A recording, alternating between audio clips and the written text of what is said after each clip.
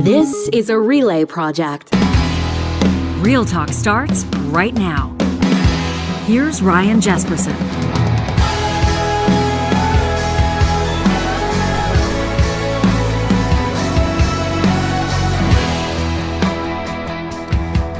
There's a bit of nervousness around the show. There's a healthy nervous energy around the show today that experts may say don't even acknowledge it, don't even talk about it, but we're trying something new. We're trying something for the very first time on this episode of Real Talk that we think is going to be a game changer. Welcome everybody to the show. It's Ryan Jesperson here with the show's technical producer and wizard. Good morning. Johnny Infamous Hicks. And in just a second, we're going to let you know how Real Talk is changing today forevermore and how we think that is going to be and mean and even better experience for you. In about 10 minutes time or less, we're going to talk to two big shots, quite frankly, two CEOs that had a huge announcement that came together in collaboration yesterday at Edmonton International Airport, a partnership with WestJet that just keeps growing. The implications of this economically from an impact standpoint, as well as for different industries. I'm thinking of tourism in particular, but also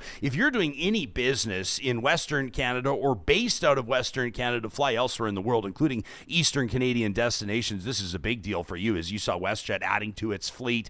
The bottom line, the big dollars that are going into this partnership are in anticipation of obviously huge return on investment for Western Canadian entrepreneurs and those that are participating in commerce and travel across the country. Details on that partnership. We're going to get into the nitty-gritty and understand a little bit more about what influences decisions in the airline industry these days. In 2024, it's dramatically different than it was a few years ago. It's dramatically different than it was 10 years ago. But before we get there, we're going to talk about our own business in just a second and how it impacts you, real talkers that maybe have listened to every single episode we've ever done. By the way, John, don't look now, but we're 4 days away from our 4-year anniversary. Unbelievable how quickly that's coming up, right? Annie. But for a lot of folks as well, this may be their very first exposure to the show. It's taking on a bit of a different feel, and, we think it's going to be reaching a whole lot more people as of this morning. That detail coming up in just a quick second. First, I'd be remiss if I didn't remind you that this episode is presented by Alberta's top online real estate school. That's Rello, online at rello.ca, where better real estate training starts. If you're looking around you and recognizing that everybody that's working in real estate is having a great time helping folks either buy or sell that perfect property, setting their own hours, and, tapping into that unlimited earning potential. If you're starting to flirt with the idea of your own career journey into real estate, you're going to start with a visit to rello.ca. You'll quickly understand by browsing the website the edge that Rello has over any other option as they get you set to prepare for that exam, to get licensed, and then to launch your career. They spell it out in easy fashion. Plus, they've got a roster of experienced professionals that are there to help you get started on the right foot. The best part about Rello, and hearing about it on Real Talk, is the promo code Ryan100 is going to save you a few bucks. When you use that promo code, all one word, they'll knock $100 off both the Alberta residential and commercial real estate license. You'll find those bundles online, Ryan100, the promo code when you get started at rello.ca. Love Rello. So far, our plane has taken off. The landing gear is back up into the, I can't talk airline lingo or I'll get lost. I don't know. Does landing gear go up into the fuselage? I think it goes up into the wing assembly, you'd probably call it. But we're trying something new today, and Real Talkers may notice already that we are now live streaming on YouTube per usual, on the Mixlr live streaming audio app, per usual, presented by our friends at California Closets, John. But Real Talkers will now be able to find us live streaming as well on Instagram, TikTok, Facebook, X, and LinkedIn every single morning. All at the same time, all at 8:30. You can see behind me here, I've got the TikTok live going. I've got Instagram live in front of me. So now, no matter what you open in the morning, because, some people, of course we want you to come into the YouTube stream. That's where our base of real talkers are. Everybody's hanging out. But hey, if you're opening up X and you forgot, hey, I'm supposed to take my vitamins and watch Real Talk, it's on there. LinkedIn, X, TikTok, Instagram, Facebook Live. We are up and running on all of them today. So our chat will be integrating comments from all those people, all those platforms today. It's going to be John, awesome. are you talking about the Real Talk live chat powered by Park Power? I am. Let's throw it Is up that here. what you're talking about? It's Check this already out. going. And as you can see, one of the really cool things, no matter which platform you're watching us live on, you'll be able to see this live chat presentation presented by Park Power. We love this. We're going to give Bernard a shout out. Bernard is the very first this morning to be commenting on X. I might refer to it as Twitter. I just prefer the name, John. But Bernard is watching us live on X right now. And one of the cool things, look at this. Joshua Magnuson is chiming in. He's checking in and commenting live from LinkedIn this morning. So the live chat powered by Park Power is going to show us. I mean, you and I were like jumping around and high-fiving yesterday. Dude, we worked It took so a while hard. because we wanted to make sure, and like I keep knocking on wood. I don't know if people can hear it through the microphone because this is day one. We're wheels up on this, but we've been working on the technical angle of this to make sure that we can hit 7 platforms live streaming every single morning without interruption. But it's really neat to see Alberta Girl right now is having a conversation with Leslie in the chat. I can see that they're talking on YouTube. Meantime, we've got Real Talkers hitting us up. You'll be able to comment live on Facebook, wherever you're finding us. It's going to give us some interesting insights as well into which platforms Real Talkers are reaching us on the most. Yeah, and I'm curious to see where you think that'll be. Do they have the attention span on TikTok to stick around for the chat, or is it swipe, scroll? I don't know. Yeah, but now, like, say you're a big Instagram lover or you like to stay on X and just keep refreshing that news feed, that's fine. You can have Real Talk down in the corner on that video window while you're, refreshing your news feed on X to see what's going on, whether the United States has burned to the ground yet or not. No, I'm just kidding. But it's amazing. And, we thought this was going to take weeks. We did it yesterday in 3 hours. You're not giving yourself credit for all the work that's gone in behind the scenes ahead of time, but we're great to see that it's working. We've been piloting this. Some of you were on to it. We were getting some emails yesterday to talk@ryanjesperson.com. You'd see these quick test runs go for like 5 seconds and then quickly disappear off the platforms. I love this from Jason, who says, I'm watching Jespo on LinkedIn. He says, wow, congratulations. Hope you're doing well. Jason, we hope you're doing well as well. Awesome. And this is great. This is bringing everybody together. Kenzie says, real men don't TikTok. Kenzie from YouTube is trying to pick a fight with our TikTok audience. Oh my gosh, where could that go? But this is a nice little infusion of energy here, and we're excited to add that. Of course, also to welcome Park Power back to the fold.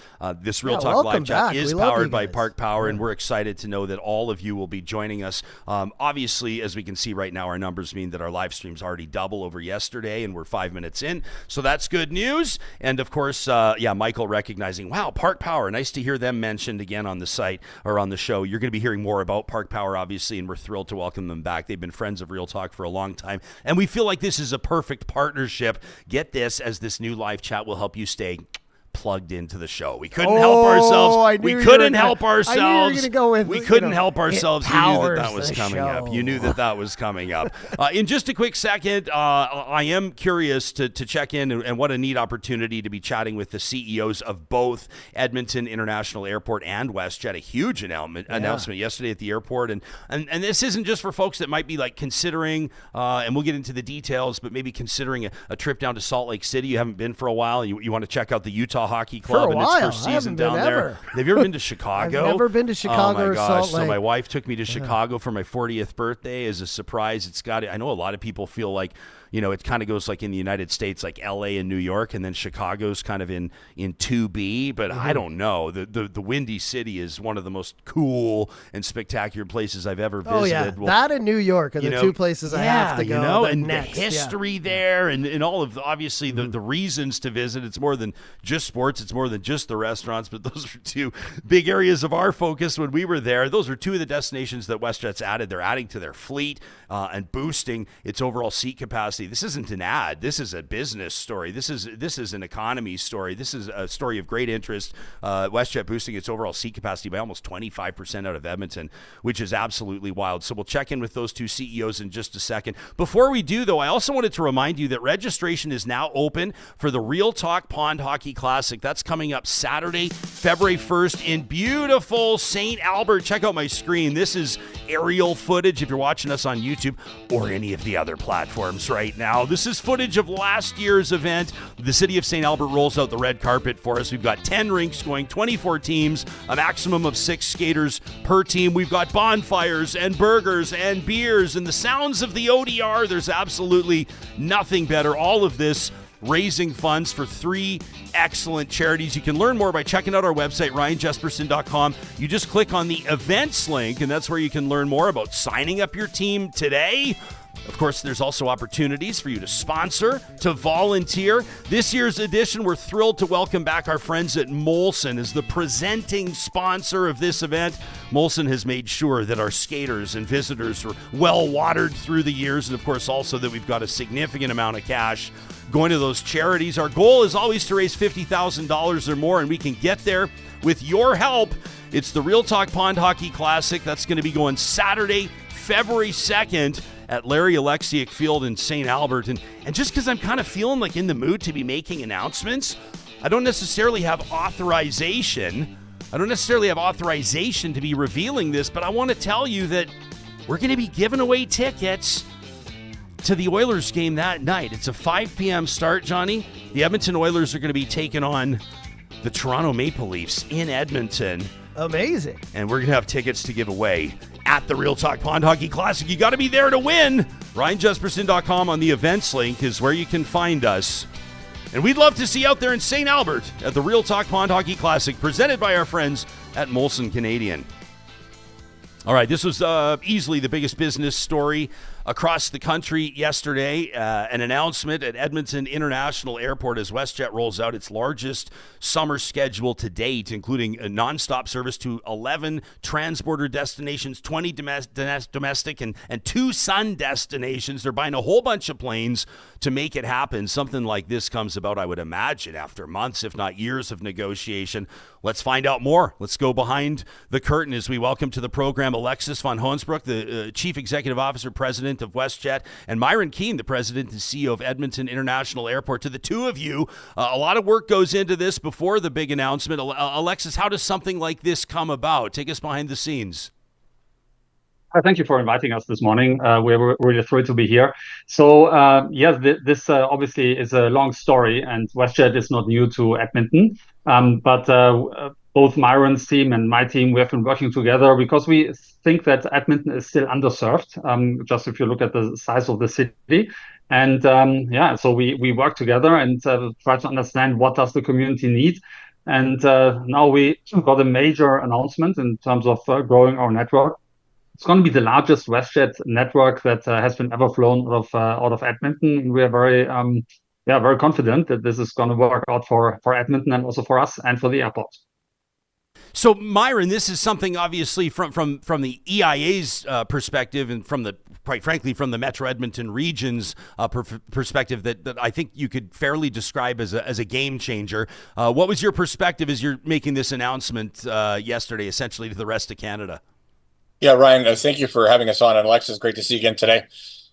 It is a monumental shift for Edmonton and our region. Alexis and WestJet's belief in this market to drive incremental capacity so that we can attract investment into our market, we can attract tourism into our market, we can have tourists go out of our market is really important. I really appreciate Alexis's and the WestJet team commitment to the Edmonton market. It is substantial. And the most important part, Ryan, is every one of your listeners to go and book a flight on WestJet before we get off this call today. Yeah, no kidding. I want to ask some questions that are that might be a little bit uncomfortable. I don't know, but I as much as Calgary and Edmonton are close to each other and have this close proximity, and we talk about Alberta strong. There's fierce competition, as I understand it, between the two international airports. They want to feature as many nonstop destinations as they can. They want to make sure that their offering is the best of any airport in Canada. Alexis, how does WestJet as a business make these types of decisions? Obviously, you're driven by the bottom line. You've got shareholders to account for. So why Edmonton? What did you see out of Edmonton that convinced you? Well, the good news is if you have if there's underlying demand, then you achieve both, right? You achieve something that's great for the community and something that works for us as an airline, and that's how we think about it. And it would be short-sighted if we would just try to draw everything through Calgary. We think that a market or a city of the size of Edmonton requires lots of non-stop destinations, and that there's sufficient underlying demand that if we don't operate, then someone else might step in. And we, of course, have the ambition to be the home carrier of Edmonton. That's what we are. We now account for about for more than every second seat out of Edmonton is a WestJet seat. So we are the home carrier of Edmonton, and therefore we think we should be the one building the network to the level that Edmontonians require. So that's why we do it. So we got new nonstop destinations. This brand new service to Chicago and to Salt Lake City. Those are kind of the headliners, and that's what everybody seemed to be talking about yesterday. But the domestic growth is significant. I think, Myron, of folks that are doing business, in the energy industry, that's one that jumps to mind. Service to Grand Prairie increasing 11 times a week, up 175% to Regina, to Ottawa, to Saskatoon. All of those up at least 100% per destination. What do you forecast to be the impact, obviously, on business, but also tourism and cargo? I don't know anything about cargo. Yeah, no, Ryan, great question. I mean, the connectivity, it's great to have the international connections into Salt Lake and Chicago. And I just want to, make sure we reflect and build on the fact that WestJet also launched daily Atlanta and Minneapolis daily and San Francisco out of Edmonton and Nashville out of Edmonton. The list goes on and on. So you look at the amount of nonstops into the U.S. that Alexis and the WestJet team have put in Edmonton. It's great for our region, for both passengers and cargo.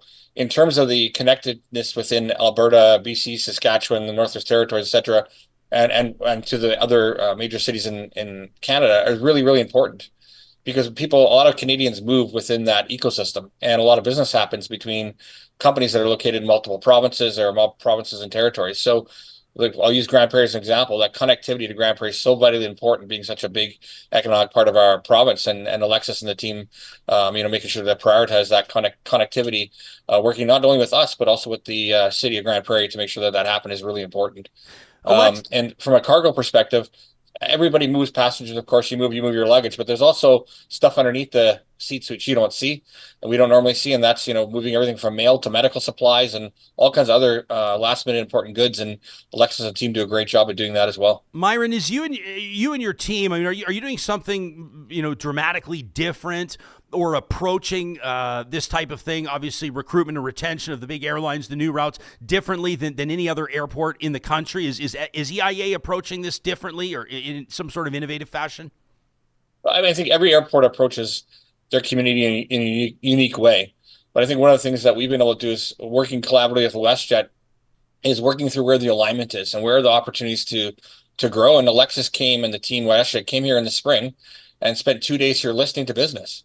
And these routes that have been launched are a response to those requests from our communities to where they want to fly. So while the airport can have a great idea on flights, it's really the community that sustains those flights by booking the tickets. And so I think that's really important to do. I think one of the things we try to do in our market in Edmonton is partner with the airline and really partner not only on obtaining the flights, but how do we fill the flights, how do we market the flights, and how do we ensure the long-term sustainability. So Alexis's commitment and WestJet's commitment to our market is a substantial step forward. Alexis, talk to us specifically about Salt Lake City and Chicago. My brain immediately goes to NHL hockey teams. There's obviously way more to it than that. Anybody that's flown a decent amount through the United States knows that both of those cities, both of those airports are significant hubs for connecting flights and the like. But why those two in particular? Yeah, so both have actually pretty different backdrop. First of all, it's of course great that we can serve lots of Oilers fans to fly those destinations to beat those hockey teams. So I'm very supportive of that.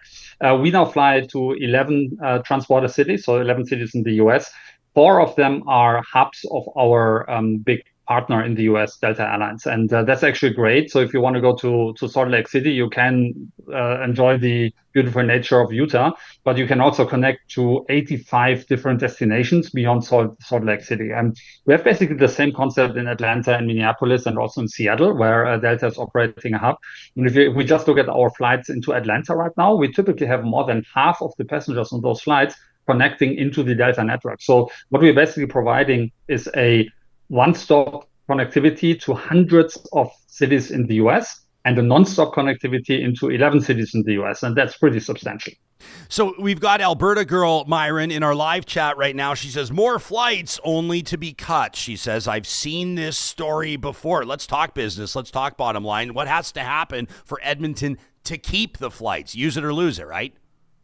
Well, I mean, at the end of the day, we deliver an offering, and whether they stay, grow, or reduce will depend on whether the market actually picks it up. And so we do this for our guests, and if we miss the demand of our guests, then it obviously would lead to a reduction. But what we have seen in the past is that we have typically actually grown. So we started quite a few destinations with a 3 times a week service, and then we now shifted them to daily, or then we shift them to double daily. So for the most part, we actually have seen this growing. We have grown our presence in Edmonton by more than 80% over the last 3 years. So that's actually pretty substantial.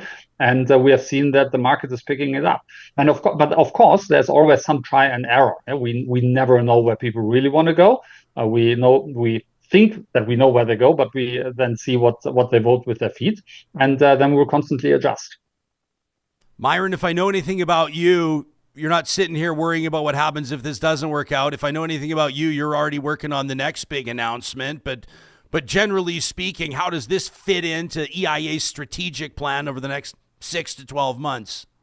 Yeah, I mean, this is obviously a large component of our plan, and WestJet and Alexis's partnership is critical. I would stay tuned for further work and announcements from WestJet. We're not done. This is a long-term agreement with multiple opportunities for growth, and it really is, booking tickets and flying is what drives that growth. And if I can just remind our listeners that, go back 3 bit years, we were closed to international travel. We only had domestic routes in Edmonton.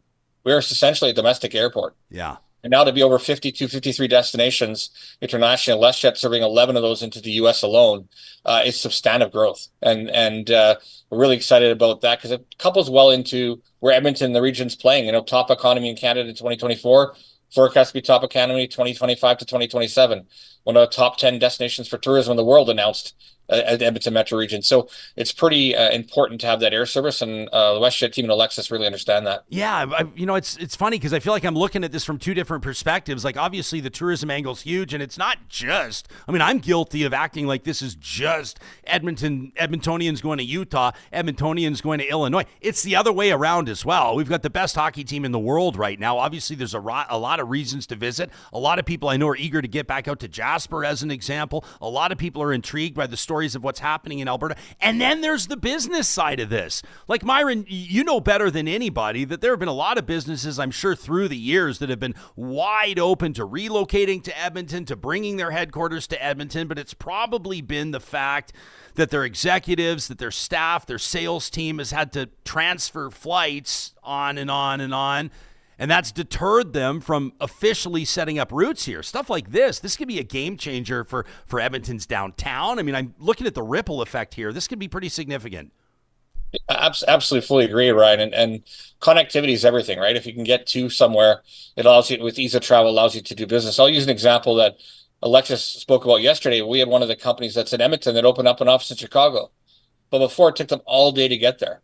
And now with a direct flight, it makes it so much easier to do an investment and take an Alberta company out to the Midwest area, out to Chicago and into the plains there, and drive growth that will bring activity back into the Alberta ecosystem. So that is made much simpler with the direct flight from WestJet. Yeah. The most controversial thing apparently that I've said on the show in the last 30 days is that Edmonton has the best hockey team in the world. Our live chat's pushing back on that right now. I'm just saying we're slow starters, but down the road, this is obviously something that's going to have to prove itself to be true. Alexis, how much of WestJet's decisions are made by listening to business? How much of it is feedback from leisure travelers, from families? Like, I would imagine, the decisions are made in the boardroom, are made by your strategy team, but how much of this is people basically asking for or even demanding these types of flight options? So the dialogue with the community is super important. We obviously also have market data that we look at, but overall we check the data, we look at the current performance, we talk to the community, we talk to the airport, because no one knows the needs of the community better than the airports typically. So the cooperation with Myron and his team has been fantastic on this. And by the way, Myron is the greatest ambassador of Edmonton into the aviation industry, and he also the community owes a lot to him, because we wouldn't be where we are without this great cooperation. And then we sit down and we decide how much capacity do we want to allocate to Edmonton, and then where does this capacity actually go. So that's how we work, and there's a little bit of iteration in there, and we optimize it season by season. But I can only echo what Myron said. This is not a one-time thing. This is part of a continuous growth plan that we are having, and just looking at how Edmonton is growing as a region, as a city, as a region, as a business community, it's pretty. There's a lot of momentum right now. It's one of the fastest growing cities and business communities in all across Canada, and we want to be there to support this community. So that's how it works. Did I read correctly, Alexis? WestJet's adding 8 planes to its fleet to answer this demand. Is that correct?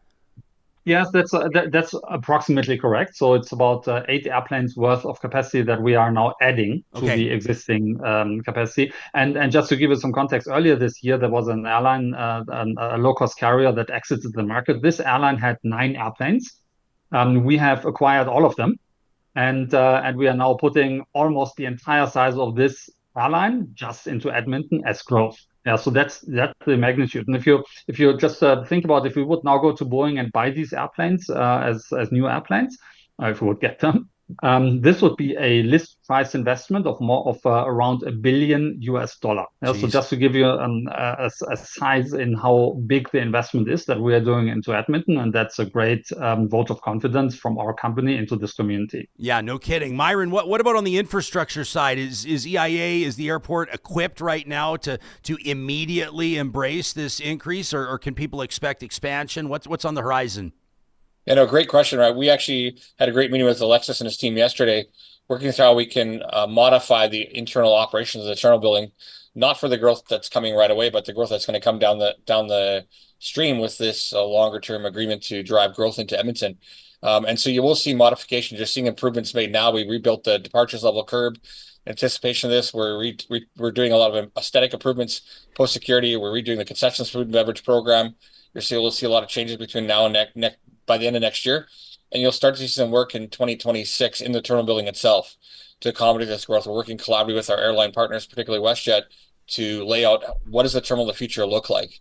And one of the critical components for that is the office tower that was here. The original office tower is in the process of being renovated right now to accommodate some of the office space that's in the terminal building and allow us to free up the areas on the departures and arrivals level to provide more space for passenger processing and for airline activity. Okay, we if you know anything about the Real Talk audience, this audience is always looking for a scoop. They're always looking for the inside track. Wise Kyle's watching us on YouTube right now. He's wondering if these partners, if EIA and WestJet would look at expanding direct flights to Europe and Asia. Take us into what we might expect, Alexis, over the next, 6-18 months. So the focus of our expansion is clearly within North America. So it's domestic, it's US, and then it's obviously what we can reach in the Mexico and the Caribbean. To fly overseas is a bit more complex because you actually need a different aircraft type and you need a very strong feeding system. So you need scale, and we are not yet at this level of scale in Edmonton that we could do this on the short run. So right now the focus is to cover North America.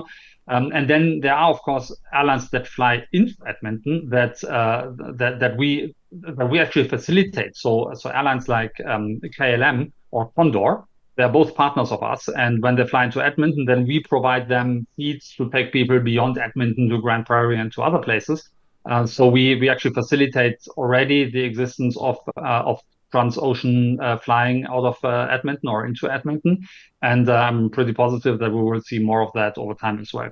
But Rome wasn't built in a day and Edmonton wasn't built in a day. So just stay tuned for what's going to happen over the next 10 years. Yeah, no kidding. Myron, we do spend a lot of time on this show. I mean, just yesterday, we're talking to energy journalist Markham Hislop about, a plan B for Alberta's economy. He's really bold on green energy, and he kind of took us into that argument. People can check out that episode. That's the November 18th episode with Markham Hislop. But we talk a lot about diversifying Alberta's economy. How do you think expanding air service out of Edmonton contributes to that? What sort of an impact can you foresee? Yeah, connectivity is key. So being able to access markets bringing people into Edmonton and bringing people out of the Edmonton metro region, and not just Edmonton, but the north. As Alexis mentioned, the connectivity into Edmonton from regions like Grand Prairie and Fort McMurray and Yellowknife and other places in Kelowna, Saskatoon, Regina, really important, and Comox, etc., into our market as WestJet builds up the hub here, which is really important for us as a focus city area. That is critical for business. And so if business can't get here easily, it doesn't invest. And conversely, if businesses here can't access other markets, it's harder for them to invest. So this is really a critical foundational element for economic development. And airlines, and particularly WestJet, sees this opportunity in the Edmonton metro region to be a foundational partner in that growth. Myron, did you hear from any business leaders yesterday when you made the big announcement? I know there was a bunch of buzz around it. Everybody was getting these embargoed releases and hearing rumors that something big was coming out of Edmonton announcement-wise. What were business leaders telling? Was there one text or one note in particular that really resonated with you? Yeah, I'm not going to say the company name, but they do business all over the world and a lot in the U.S. and really critical access now for them into markets that was harder for them to go into to be able to secure business. And so there are a lot of conversations yesterday, a lot of text messages, etc. And my message to every one of those business leaders is just like to all your listeners is it's great to have the service, but we need people to book it. So it's great to have it, but buying a ticket is a critical component. So my challenge to all your listeners before they log off today is go to westjet.com and buy a direct ticket out of Edmonton. Yeah, man. Use it or lose it. That's the president and CEO of Edmonton International Airport, Myron Keehn, joined as well by the president and CEO of WestJet, Alexis von Hoensbroech. Thanks to the both of you for joining us this morning. Nice to have the two CEOs together here on the show, and congratulations on the big announcement. It's great news for the region. Thanks for inviting us. Yeah, you bet, guys. Yeah, Real Talkers, let us know what you think. Talk at ryanjesperson.com is where you can send us an email. I see some folks, like I said, the most controversial statement I made, I guess, is that Edmonton has the best hockey team in the world. I guess if you're going to go by the standings right now, you got to give it to the Winnipeg Jets. Oh, yeah. They're still killing it, but at the end of the day, we shall see who hoists Lord Stanley. I'm not making any predictions. I'm just saying we have two of the top 5 players in the world. Is that fair to say? Can I make that assertion? You know, and we're having a bit of a soft start issue with Evan Bouchard. I know he's going to get it figured out. Stuart Skinner's going to find his legs between the pipes, and when it really matters, the Oilers are going to make their charge. Did you watch the game last night? Yeah, I did watch the game last night. Amazon it's Prime. not the outcome that I was. Is this a weird mojo? Like, what's going on? We haven't scored a goal in any periods on Amazon Prime. It's crazy. But, another thing last night, people complain about Darnell Nurse. How does it feel now that he's gone? He's a big hole out there. You can tell. Yeah, Ryan Reeves, of course, 5 games. Toronto, 5-game suspension for that cheap shot on Nurse. You hear that Revo actually went into the room after. He went into the Oilers dressing room after to apologize. Oh, I would too, yeah. Well, but not every player does that, and I think it takes something to walk into the opposing room too, especially after the overtime win. Well, Nurse isn't a softie. You saw when he went down and stayed down and grabbed his head that something was clearly wrong. And I'll say this again, people are tearing apart Reeves online. He should never play again.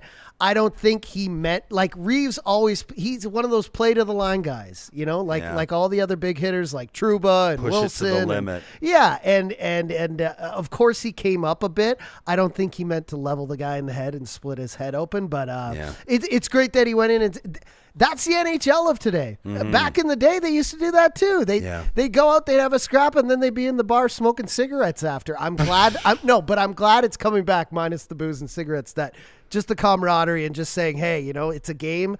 I messed up. Sorry about that. They say that that today's NHLer is they're not the booze hounds. Not at all. As my buddy Redbag would say, they're not the booze bags anymore, kids. But maybe in the off season, but never. I don't think so. You never see them out. Remember hearing Connor Bedard's mom told reporters in his draft year that he had literally. I mean, maybe he did once behind her back, but I don't think so. She said he had never tasted McDonald's. Wow. Not even one time. Oh, dude. Not even once. It's insane because you can't really hide it anymore. Even if you wanted to, even like we look at Connor and Leon and all these guys are at the top of their game, peak physical condition. They obviously don't. They go on vacation. We see them in the summer. Obviously they're having fun. But now, like when you go in at the start of the season, you get full body test, like blood pressure, everything. They're going to know if you've been, slacking off and boozing the whole time. Not that that's a deterrent. I think most guys just want to be healthy. They want to be the best.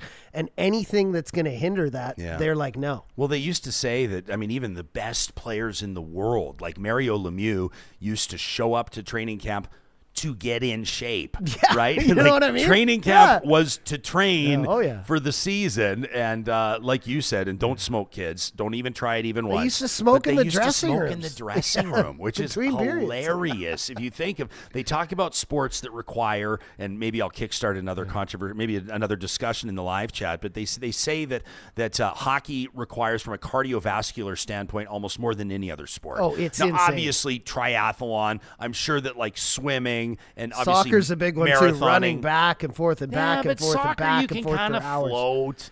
You know, and if you need a break, you just go down and hold your knee for a while, and everybody stands around for 5 minutes. Every soccer player I know has a six-pack is all I'm going to say. But the thing is, we were talking about this yesterday, like, you know, the smoking in the dressing room, the guys out drinking. Even 10 years ago, 15 years ago, when I first, moved to Edmonton, I would go down to Jasper Ave. I'd see some of the boys in the bar. You never see that anymore. They go home, they get rest, they train up. If they're going to have vacation or that kind of playtime, they do it in the summer. But like back in the day, like these guys know that their time is fleeting, that they've got to get that cup and that bag, that money as soon as they can.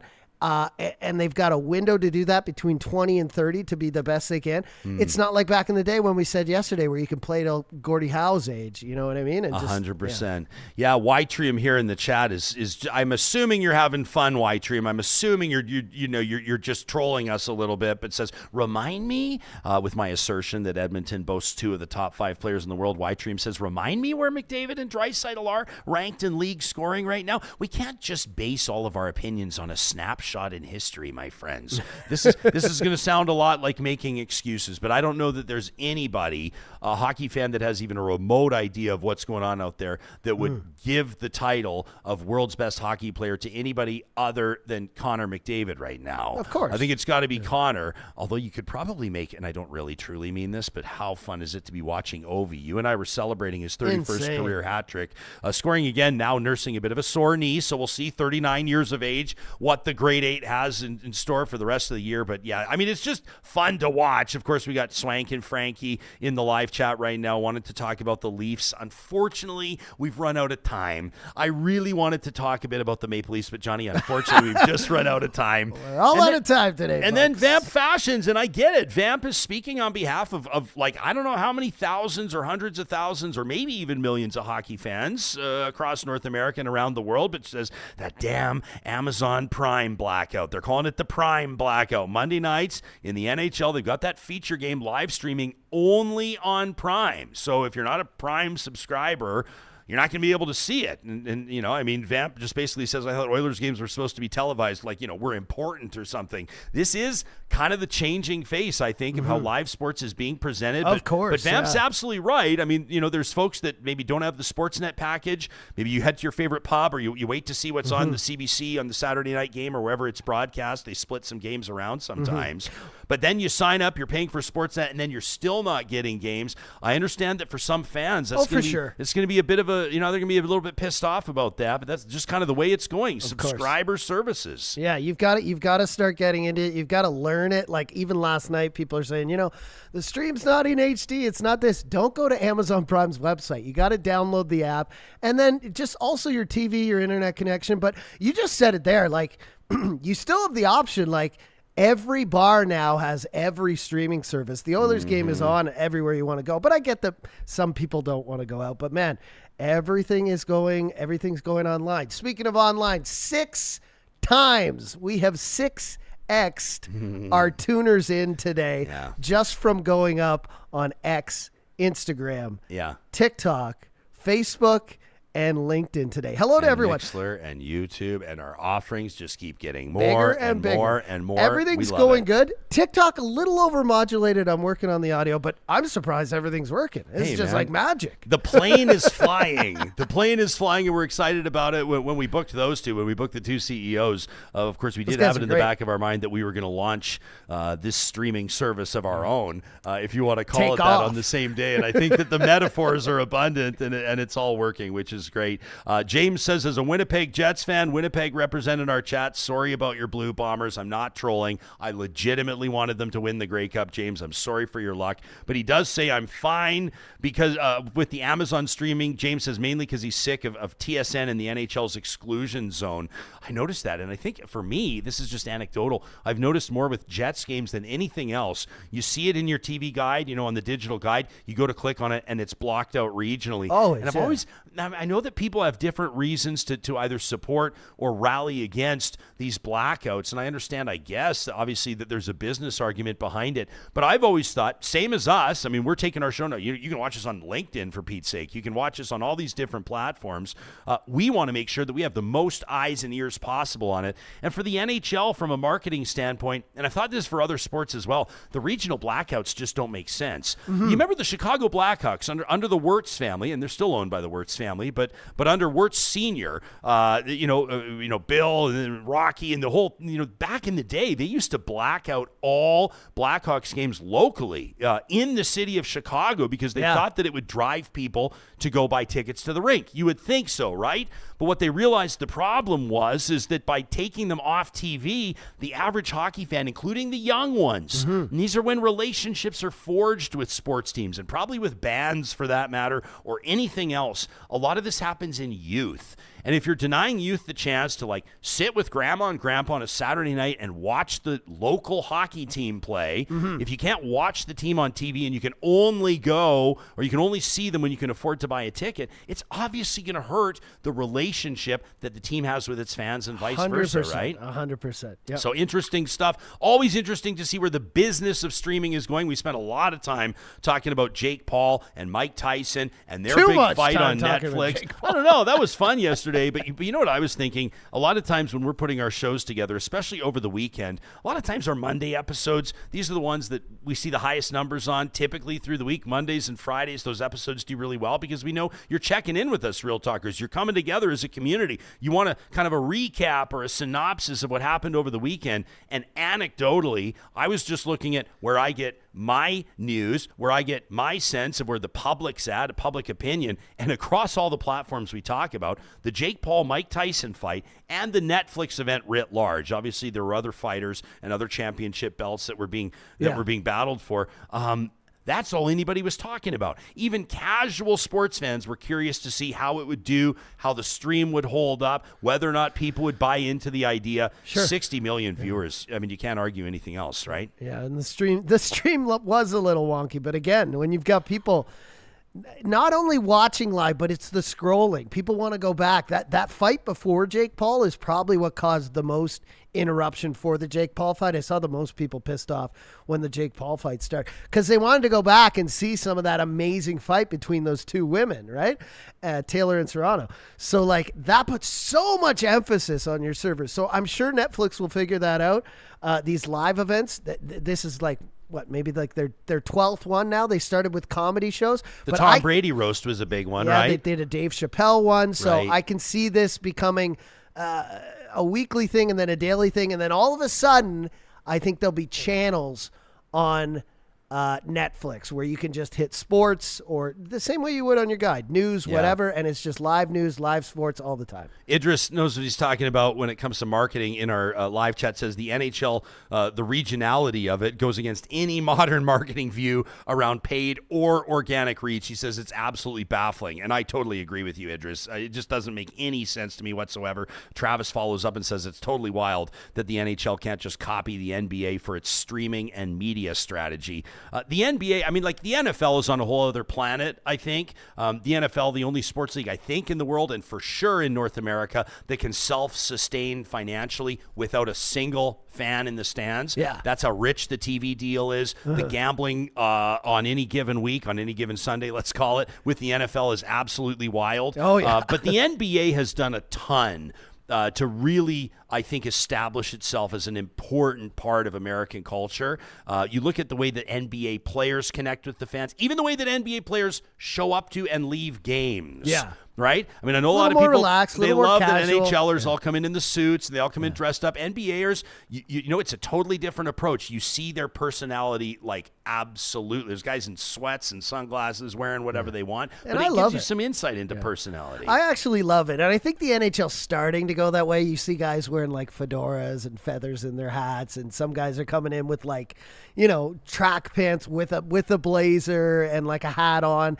And not just about fashion. I would love to see, you know, I'm not saying every guy should come out and have an ego, but it'd be nice, you know, the interviews post-game or halftime at an NBA game compared to, you know, in between periods at an NHL game is very stark in contrast, right? Yeah. We got to get the Bucks in deep. We got to do more to blah, blah, blah. Yeah. NBA guys are like, we're coming out to win. You know what I mean? I want to hear some more excitement. And I think we're seeing more of that. And I'll throw that back to just Connor kind of coming out of his shell for the Oilers, like showing the emotion when he hit 1,000. Leon's being all funny in the interviews now, like he's always cracking jokes They're or like coming into their ragging on the reporters. I love to see that. It's a little bit of entertainment for, we were talking about this yesterday as well, I keep saying that, people who may have tuned in for the first time, people who don't watch NHL, they're just clicking on Amazon Prime. Hey, these NHL guys are funny and they're personable, right? Like, bring people back, bring viewers back. This is a great reminder as well from Cactus Sheriff. You know, we get Real Talkers obviously checking in from across the country and in our home province of Alberta, in urban centers and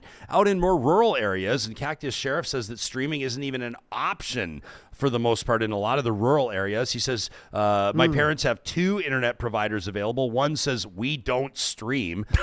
That's a tough slogan. Wow. Says the other one is so pricey that they just can't go with it. Says, you know, unlimited just isn't offered. There's still so much room to grow in the rural areas. You hear politicians, it'll come up the odd time, a politician in particular at the provincial level, a provincial politician, you know, let's say campaigning to be premier, campaigning to form government. We'll talk a lot about internet connectivity in the rural areas, and there's so many reasons why it's important. Business, people working from home, health links, people that are obviously accessing health resources online. Think of your life without internet. Think of your life with like dial-up. You know, imagine trying to do that in today's day and age. People are banking on, I don't need to spell it out. Everybody understands. Think of your own habits. You know, think of how you get your information, how you send your information, how you communicate with people, right?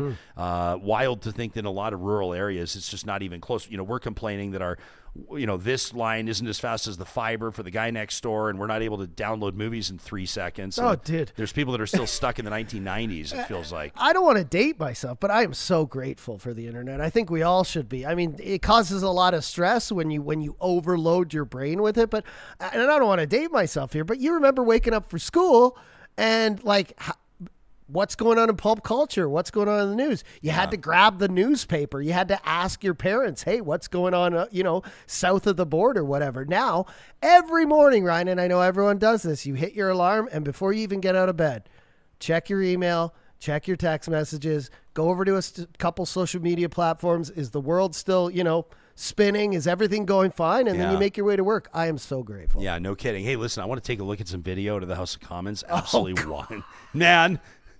You knew. Did you see the tweet? You knew. No, I haven't seen the tweet. Do Go you to have the Pierre tweet for me? Poilievre Okay, right I will. now. Okay, I will. I'll call it up as soon as we get through this. But I like this. You knew that when these words were uttered, little something to do with the other Randy, that we had to play it on the show because it's honestly, this is getting absolutely out of control. So but before we go there, I want to remind you that these conversations on Real Talk do not happen without incredible partners like our friends at Friesen Brothers. And they've got a couple of things that they want to make sure is on your radar. Number one, gift buying is way easier with Friesen Brothers hand-packed gift boxes. All the items are carefully chosen to suit all tastes and budgets, or they can be customized to a theme, a person, an occasion. It takes you 2 seconds, and you're going to look way more thoughtful than everybody else. Winner, winner. The gift box can be perfect for somebody who has everything. You can find more information online at friesen.com/gifts. And don't forget, Friesen Brothers is proud to support local food banks through the holiday season, helping others during Christmas. An important part of what they do. You can find more details on their website. That's friesen.com. If you know a young person aged 18 to 25, spinning their tires a little bit, they've got a ton of potential, but right now it's just not working out. They're not on the right path. Not only that, you feel like, well, they could be in real trouble. I want to refer you to ucan.ca. This is a nonprofit based out of Edmonton, a charitable organization that has dedicated itself to empowering young people so they have the knowledge, support, and skills to remove themselves from at-risk lifestyles and transition back into employment or education. You can learn more about the work they do. Really neat projects like the Verto Project, a 20-week pre-employment program that helps young people transition out of harm's way. Again, find all the details at ucan.ca.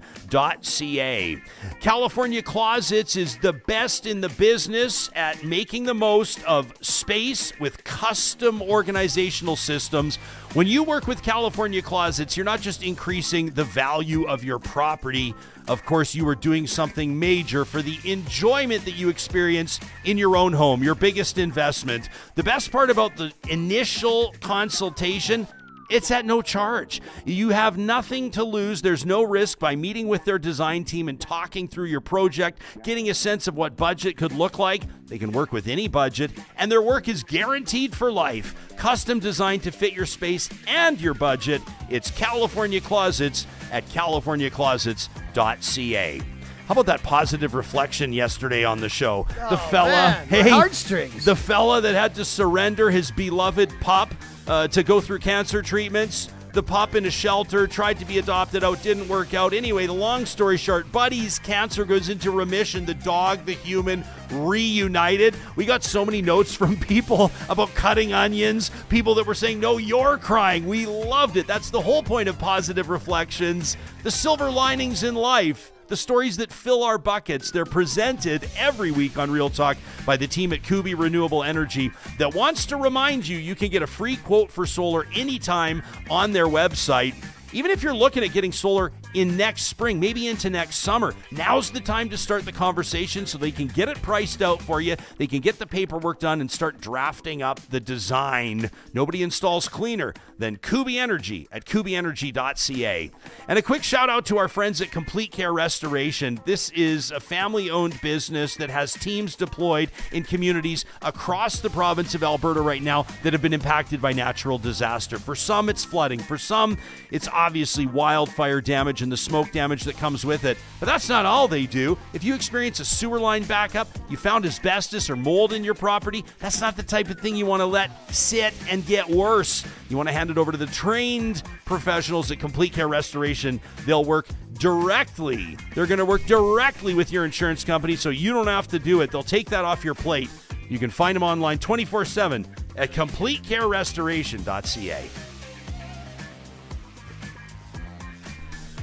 All right, here we go.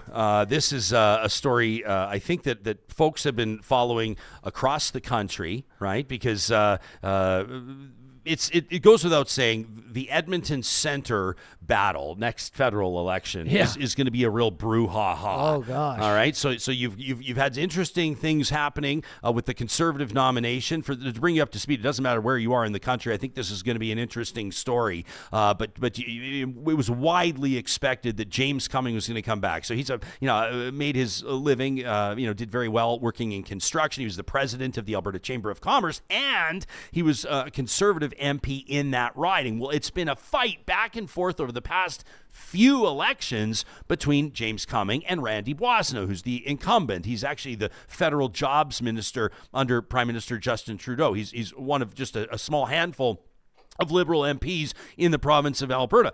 But Boissonnault has been facing public pressure, a ton of public pressure, based on a couple of different scandals, I think you'd probably call it, including the other Randy, which everybody's pretty familiar with. Okay? I mean, I get a kick out of it, but yeah, it's caused him a lot of distress. Well, basically, long story short, here's the deal. So Randy Boissonnault, an investor in a company, and one of the sort of the founding partners of this company that procured federal deals during COVID to provide medical PPE, to provide protective equipment during COVID. Now, that's obviously a no-no for a cabinet minister to be an investor in a company that's receiving federal dollars. And the people would wonder about nepotism and favoritism and, the ethics violations around it. So this story flares up, and I think if you listen to this show or watch it on a regular basis, you already know what happens. The ethics commissioner looks into it, and Minister Boissonnault is exonerated. until he's not. The story flares up again just the other day. So he's faced allegations of conflicts of interest regarding Global Health Imports. This is the company he co-founded. And then, of course, there's these text messages talking about Randy. Well, Minister Boissonnault has insisted under questioning that there's another Randy, that this is the other Randy. And you've seen Conservative MP in opposition, Michael Cooper out of St. Albert, make great political hay out of this, and he's not the only one who's talking about the other Randy. Well, now there's a story flaring up. It's not brand new, but you may have noticed that Minister Boissonnault has apologized after past references to being a non-status adopted Cree. Well, this came under scrutiny recently, and critics have been pointing back to this company, GHI, Global Health Imports, like we talked about, identifying it as an Indigenous-owned company in unsuccessful bids for federal contracts. So Mr. Boissonnault now insisting he did not personally claim Indigenous status inappropriately, but says he acknowledged the need for clarity about his heritage. Well, the Conservatives are just having a field day with this. Oh, yeah. And like you said, Pierre Poilievre tweeted just the other day, this man, a total fraud, just like his boss. He lied about having Indigenous heritage. His company profited off tens of thousands of dollars in government contracts, which is really nothing, but I digress. Not the point. When he was a minister. And then, of course, Pierre Poilievre says Randy Boissonnault must resign. Sign here if you agree. Look at that image if you're watching on YouTube or any of our sort streaming. Has almost like they had their team really communist China type color scheme, 100%. Doesn't it? It absolutely does. And so that's Pierre Poilievre. So there's a bit of a dust up in the House, and these MPs are going back and forth, and somebody allegedly, an MP allegedly under their breath utters something that would, if true, be very unparliamentary, and it led to this, which made us chuckle. I see that the Honourable Minister is rising on a point of order. The Honourable Minister for International Development. The Honourable Member from Leeds, Grenville, Thousand Islands and Rideau Lakes, at the conclusion of asking his question, as he was sitting down, called the Minister of Employment and Workforce Development Cocaine Randy. That is extremely unparliamentary, and I ask you, Mr. Speaker, to ask him to withdraw that remark. Thank you very much.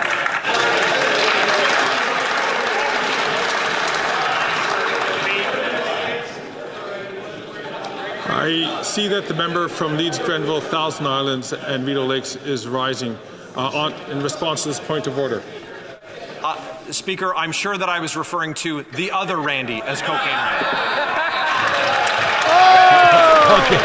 Okay.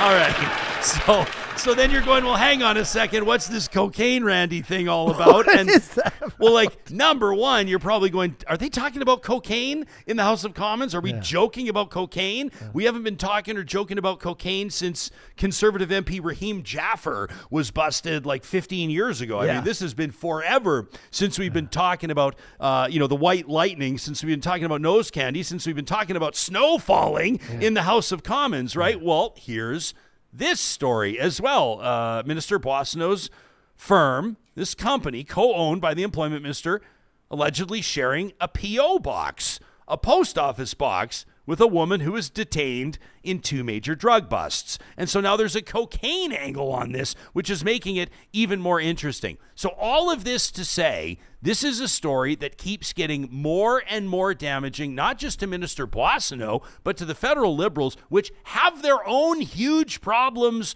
already. And you start to wonder what the fate of Edmonton Centre might look like. You've got Tricia Estabrook. I haven't even mentioned her yet, the NDP candidate in this riding. Now, I recognize we're still probably 10 months away from an election, although it looks like it's trending toward Canadians demanding an election sooner and sooner and sooner, fueled by the official opposition calling for it and demanding it themselves. But Tricia Estabrook, former chair of the Edmonton Public School Board, former journalist, obviously a person of repute in the city of Edmonton. If you live in our province, our home province of Alberta, you've probably heard her name before. So this is looking like it's going to be a wide open horse race with 3 candidates that could take this thing. It's becoming, honestly, and we don't talk too much like this. I know obviously sometimes people say, well, talk shows shouldn't try to influence the outcome of an election. That's that's not what we're doing. The writ hasn't dropped. Nobody's campaigning yet. But let's call a spade right here. It's starting to look more and more and more unlikely that it's going to be possible for the minister to defend his seat in this riding. I don't know how you get ahead one of these stories, let alone two, let alone three.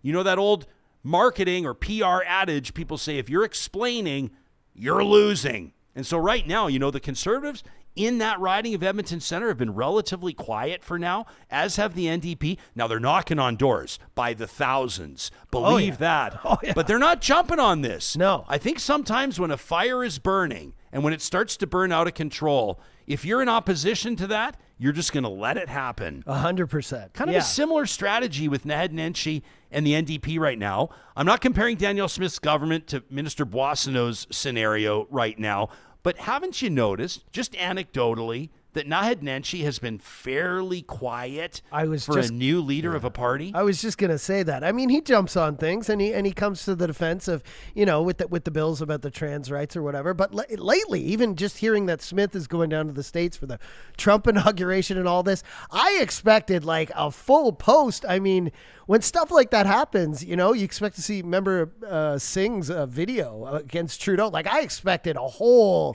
spiel about that. And I've heard little things from them, but you're right. I think sometimes, and especially in this day and age, you just let those fires burn. But that, of course, is not, Pierre Poilievre's MO. He actually, like we just saw, they create promo images. They make them in communist fashion. Mm-hmm. They put out post after, like that post yesterday. If I had put out a post like that, I would leave it at the top of my newsfeed for the whole day and let it just marinate, right? Yeah. But if you go to his Twitter right now, I had to scroll down because there's 6 other posts of him bashing Trudeau and Freeland and other people. So I don't know. It seems to be working for the Conservatives, so I'm not going to knock it.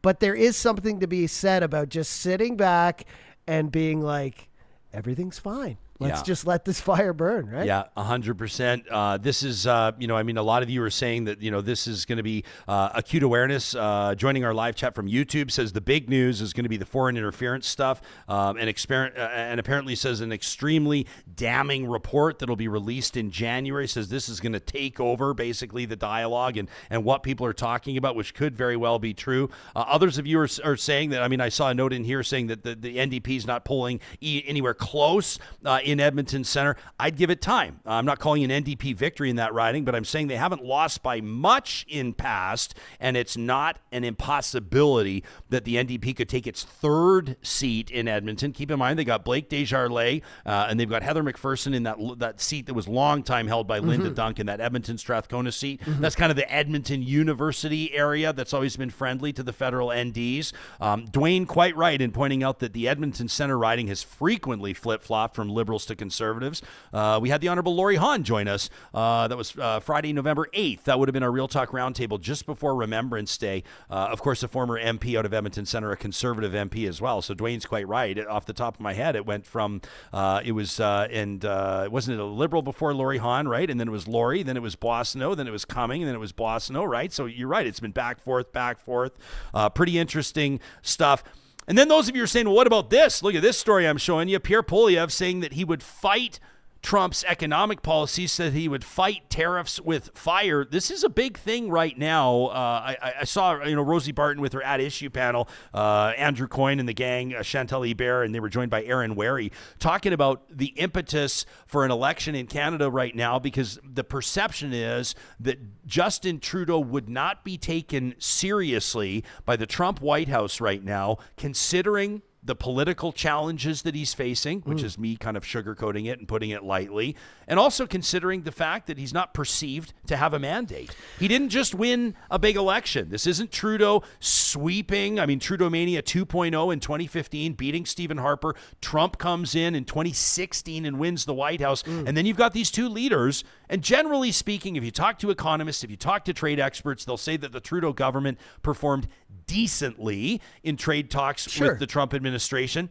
But they're forecasting a completely different landscape now, suggesting it's going to be a lot tougher for Canada to effectively negotiate with Donald Trump in his second term. And if you have Trudeau experiencing these polling woes, if you have the understanding that Canadians are a year or less out from a federal election, it could require a new mandate for the Trudeau Liberals to effectively deal with the White House. And to do that, they're going to have to win and turn around a tide, which I think it would be a Herculean task right now. I believe they do have some work to do to work better with Trump. But all this perceived notion that, I've seen the second Trump, had one president-elect, we see these videos go up online on social media of Trump hates Trudeau. And, it shows 6 times over his presidency the last 4 years when they butted heads. But here's the scoop, Ryan.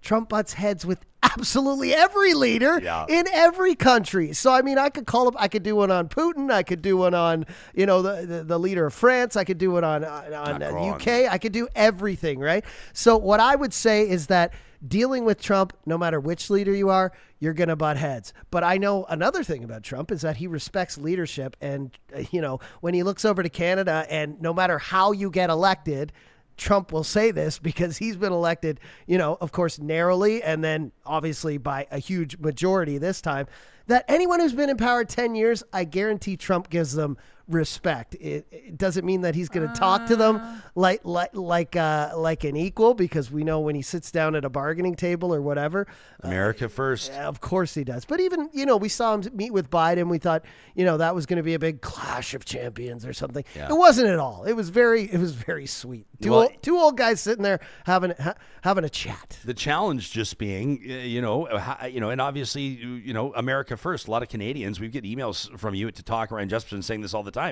Maybe for the flamethrower presented by the DQs of Northwest Edmonton and Sherwood Park every Friday on the show. Your hot takes, get your hot stuff off your chest in an email to us, and then stay tuned every Friday for your flamethrower to be read. But a lot of you are saying you'd love to see more of a Canada first approach from federal politicians here. You'd love to see more of a jurisdictional approach, more of a celebration of industry even within provincial boundaries. You'd like to see it more about benefiting the industry and the workers, the investments in your home jurisdictions. There's not necessarily anything wrong with that. The challenge being that Canada's got to present itself as a trade partner, and I think inherently the proof is there. Yeah, that's that makes sense for the U.S. to deal with, right? There's 1. energy security, there's water, there's for the most part, and border issues. We're going to be spending a lot more time on the show talking about border issues. Oh, we're going to have to. This as soon Trump as this plan starts. goes into effect. You've got to. What do they say about our border? It's more than something like it's like 7,500 kilometers. It's the largest undefended border. Largest undefended border in the world. Yeah. And you look at the Roxham Road stuff, and you look at what was happening in Manitoba, and you start to wonder these hundreds of thousands or millions of people, millions of people in the United States right now that are looking at a whole new reality if and when Donald Trump puts his deportation plan into place. 100%. Talking about putting people in camps, talking about putting 15 million people in camps, the implications on Canada, on that border, and on obviously Canada's immigration policy. You see Justin Trudeau, the Liberals, saying that they're dialing back the numbers right now. They don't say they're cutting it off, but they say that they're dialing back the numbers. Obviously, I don't think that they would sort of present it as admitting they were wrong, but they're acknowledging that things are about to change and that this is going to be a whole new reality for Canadians. That's a story that we're definitely keeping an eye on. 100%. And I think you're right. Trade is number 1, but number 2 is definitely the border. We need to play nice, whether it's Trudeau and Trump or following him, Pierre Poilievre. We need to play really nice on the border because, my heart goes out to immigrants and asylum seekers and refugees. But when those people are pushed out of their country, or even right now, Ryan, if I would suggest someone who is maybe worried that, ICE is going to come for them down in the States, they may be thinking, hey, there's that border up in Canada. Let's go up there. And we've got to help those people, but there is no way that we could survive if a huge influx of them decided to walk across the border. It's not viable. And let me just this is like the cold-hearted a-hole comment. You say we got to help those people. Does the average Canadian feel that way right now? Does the average Canadian feel that way?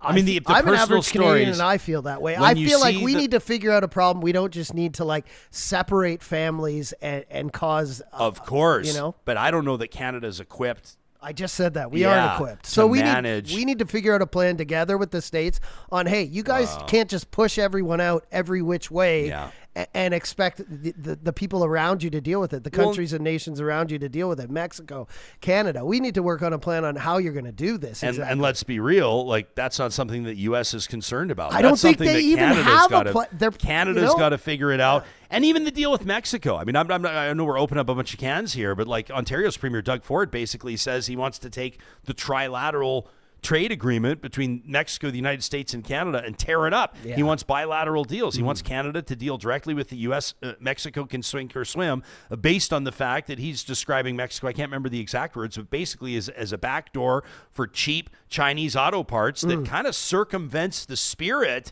of that trade agreement, NAFTA 2.0, if you want to call it that, the U.S. Mexico Canada trade agreement, whatever it is.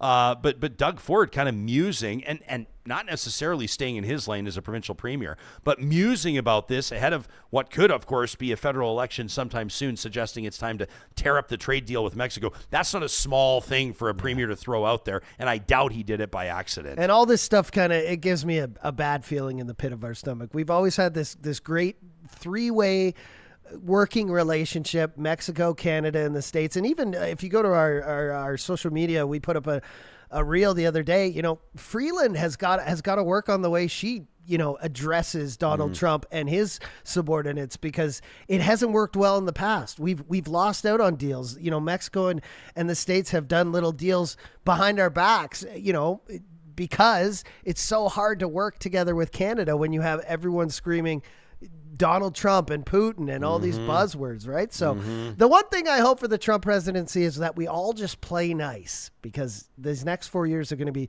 pretty tumultuous, whether we do or not. Yeah, Cactus Sheriff says Danielle Smith's basically said the exact same thing that Doug Ford did. Says, and I don't know, Cactus, are you saying that you're 100% in favor of this? I don't know. Dwayne says many of us, including me, says have ancestors who came to North America for a better life. What if they were turned away? Says that's happened in Canada's history in That's past, how I feel. which is sad. Ms. KD says, did you miss the 4 years that Trump was already in office? We did have an issue with unlawful crossings at our border. Yeah, I referenced the Manitoba story. It says, have you missed the story of the 4 dead family members because of a crossing gone wrong? I mean, yeah, these are horrible stories, and I'm just saying this is going to be more on our radar. This is going to be this is going to be something that establishes itself as a very real challenge, undeniably, for Canada in months to come. And you better believe that this is something that they're already strategizing on and already coming up with a plan on, because you've got, of course, the logistics around it, but you've also got public opinion around it. And that's something that's very important to politicians for obvious reasons. It's something that we'll be keeping an eye on and obviously be digging deeper in the future. Alberta Girl says, prepare yourself for internment camps in the U.S. 100% true. And says, Trump's mass deportation will make Canada's population skyrocket with undocumented citizens, could lead to an increase in numbers of the unhoused, etc. 100% true. Jason says, bring on somebody that works at a border and hear their thoughts. So everybody bites hook, line, and sinker on the issues that Trump feels are pertinent. These issues don't need to be our issues as well. I'll let you know we're already working on border guests and already working on those stories. We've always got lines in the water, Real Talkers. We've always got lines in the water. Vamp says Mexico had almost no trade with Canada until they wanted to join that U.S.-Canada trade pact to become part of NAFTA, essentially. And then I love this. We've got some of you chiming in on Twitter as well. We had just earlier in the chat, one of you forecasting if our audience on X could ultimately outperform our audience live streaming on YouTube. That remains to be seen. This is show number 1 in the books, and we're pretty excited that the plane flew. Johnny, you deserve a lot of credit for making that happen. Man, thank you. Real Talkers, this means that moving forward, as mentioned, as we wrap, you're going to be able to catch Real Talk live streaming every weekday morning that we're doing a show on YouTube and on Mixlr, presented by California Closets, plus on Instagram, TikTok, X, Facebook, and LinkedIn. We invite you to find us there. If you don't find us at Real Talk RJ, look for my handle at Ryan Jesperson. We've got a great show coming up in store for you on Wednesday. Of course, that's going to be the 19th of November, and on the 20th, an exclusive announcement. Somebody of substance, somebody with name recognition is throwing their hat in the ring. They want to be the next mayor of Edmonton, and they're going to tell you about it when they announce it on Real Talk. That's coming up on Thursday. In the meantime, check out our website for merch, Details on becoming a Real Talk patron and, of course, to sign up for the Real Talk Pond Hockey Classic. We'll talk to you soon.